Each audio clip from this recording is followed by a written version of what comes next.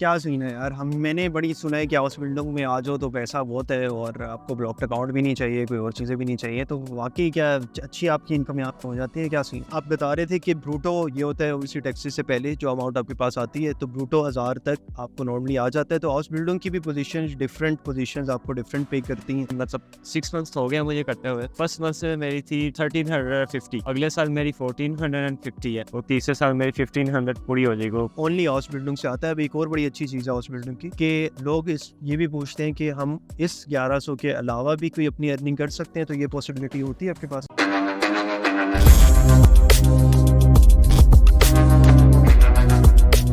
तो क्या सीन है यार। मैंने बड़ी सुना है कि हाउस बिल्डिंग में आ जाओ तो पैसा बहुत है और आपको ब्लॉक्ड अकाउंट भी नहीं चाहिए, कोई और चीज़ें भी नहीं चाहिए। तो वाकई क्या अच्छी आपकी इनकम यहाँ पे हो जाती है? क्या सीन है? बिल्कुल सही सुना आपने। इसमें ये होता है कि ये फील्ड टू फील्ड डिपेंड करता है। नर्सिंग में कुछ और सैलरी पैकेज होता है और जो होटलिंग में होता है उसमें कुछ और सैलरी पैकेज होता है। नर्सिंग में जो है स्टार्टिंग जो होती है वो 1200-1300 से स्टार्ट होती है। ब्रूटो ये होता है कि आपके उसमें से टैक्सेस वगैरह कटेंगे और टैक्सेस कट के आपके पास जो है सैलरी आएगी। और जो होटलिंग है वो 1900 जो होती है ब्रूटो होती है, 900 से 1000 तक। आप सब छोड़े, मैं आपको भी एक चीज़ दिखाता हूँ। हाउस बिल्डिंग के बाद आप ये भी कर सकते हो, ये देखिए।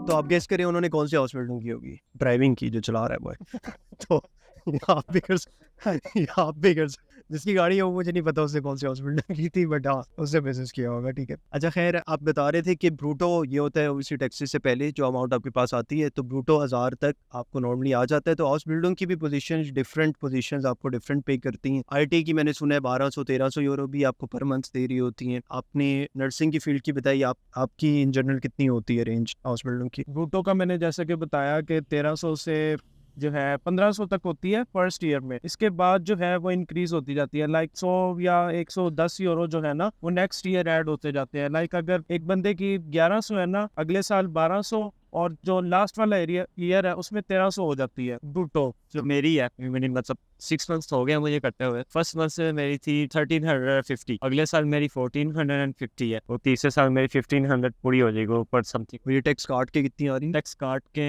1000 समथिंग 1060 है। और समटाइम्स ऐसा होता है कि हम फायर टाइप होते हैं, हॉलीडेज पे भी वर्क करते हैं ना उस बिल्डिंग में, तो उसके भी हमें पे मिलती है, बोनस मिलते हैं वो फर्स्ट $1100। ठीक है, 1100 तक आपको ओनली हाउस बिल्डिंग से आता है। तो before moving forward in this video, मेरे पास आपके लिए एक अनाउंसमेंट है और एक अच्छी न्यूज़ भी है। वो ये कि मैंने आपके लिए एक बहुत अच्छी फ्री हाउस बिल्डिंग गाइड तैयार की है। उस गाइड में बेसिकली आपको बहुत सी चीज़ें मिल जाएंगी, जिस तरह ये कि हाउस बिल्डिंग का प्रोसेस आपने स्टार्ट कब करना है, कौन सी वेबसाइट लिंक्स होंगे जिनके थ्रू आपने अप्लाई करना है, और कौन सी बेसिकली टाइमलाइन है जो आपने फॉलो करनी होगी कि हाउस बिल्डिंग स्टार्ट से लेकर वीज़ा अप्लाई तक करने तक वो सारी टाइमलाइन आपको क्या होगी। और साथ में काफ़ी इंपॉर्टेंट टिप्स भी उसमें इंक्लूड हैं कि किस तरह आपको हाउस बिल्डिंग मिल सकती है। तो ये फ्री गाइड हासिल करने के लिए आपने जिस सिंपल से स्टेप करना है कि नीचे डिस्क्रिप्शन में मैंने उसका लिंक प्रोवाइड कर दिया, वहाँ पर जाकर आप रजिस्टर करोगे और जो गाइड है आपको ईमेल में रिसीव हो जाएगी। तो चलते हैं वीडियो के अगले हिस्से पे। अब एक और बड़ी अच्छी चीज़ है हाउस बिल्डिंग की कि लोग ये भी पूछते हैं कि हम इस 1100 के अलावा भी कोई अपनी अर्निंग कर सकते हैं, तो ये पॉसिबिलिटी होती है आपके पास? जी ऑब्वियसली आप कर सकते हैं। इसमें सीन ही होता है कि आपके वीजा पे मेंशन होता है कि आप जो है 10 घंटे एक्स्ट्रा, ये डिपेंड फील्ड करती है कि आपकी अगर होटलिंग है तो उसमें मे बी 20 घंटे भी हो सकते हैं। अगर ये नर्सिंग की है तो इसमें नॉर्मली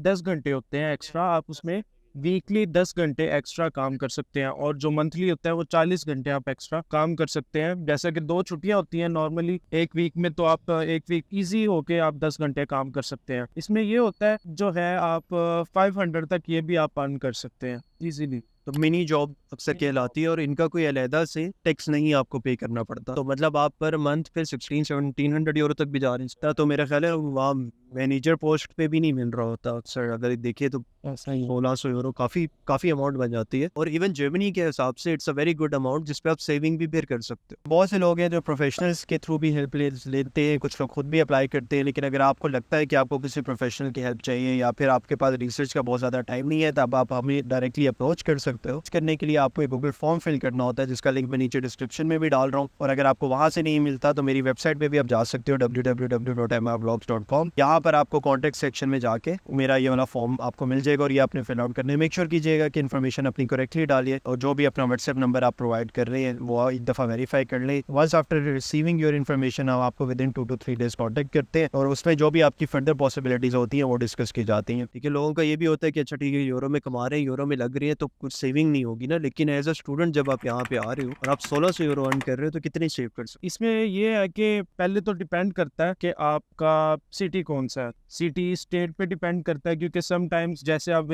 हम फ्रैंकफर्ट में मौजूद है, यहाँ पे एक पर्सन के लिए जो रूम है वो महंगा है, एक्सपेंसिव है, जबकि हम आखिर में होते हैं तो वहाँ पे थोड़ा सा लाइक 300-350 तक मिल जाता है, यहाँ पे 500-550 तक मिलता है। अगर एक नॉर्मल देखें तो 600 से 650 हमारा जो होता है वो एक्सपेंस हो जाता है नॉर्मली एक मंथ के अंदर, जिसमें आपका खाना पीना और ये सब चीजें, आपकी डॉइचलैंड टिकट जो होती है और ये सब चीजें मिला के 600 से 650 में एक बंदे का अच्छा गुजारा हो सकता है। इसके अलावा जो अगर आप मिनी जॉब करते हो या नहीं भी करते तो आप इजीली जो है एक अच्छी अमाउंट ऑफ इनकम आप सेव कर सकते हो। ठीक है, मतलब अगर आपके 8 से 900 यूरो भी एक्सपेंस आ रहा है आपका, जो कि एक बहुत अच्छी अमाउंट है कि आप महंगी जगह पे रह रहे हो, या जो भी आप खर्चे अपने सारे इंक्लूड कर लो, इंश्योरेंस वगैरह सब कुछ मिला के इंक्लूड करो, तो फिर भी आप अगर 1700 यूरो कमा रहे हो तो 8 से 900 यूरो आपका बच रहा है। ठीक है, मतलब आपका 2.5 से 3 लाख तक की भी सेविंग हो सकती है।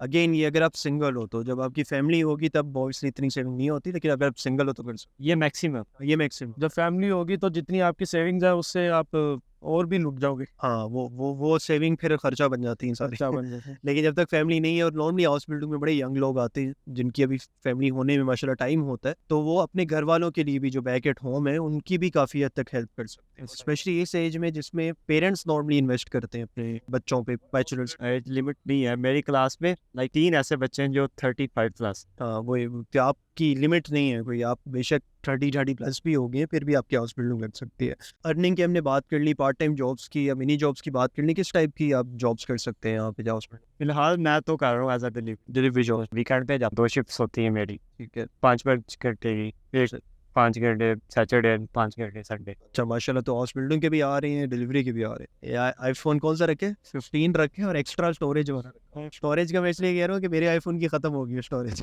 तो ये मुझे देख रहा था कि यार ये क्या बंदा है, क्या क्या करने आए आप। दुआ में याद रखिएगा और अगली सीरीज जो हाउस बिल्डिंग की आ रही है लास्ट वीक फॉलो कर लें, बहुत सी इन्फॉर्मेटिव बातें हमने उसमें की हैं। फुल इंशाल्लाह सी इन द नेक्स्ट वीडियो। अल्लाह हाफिज़।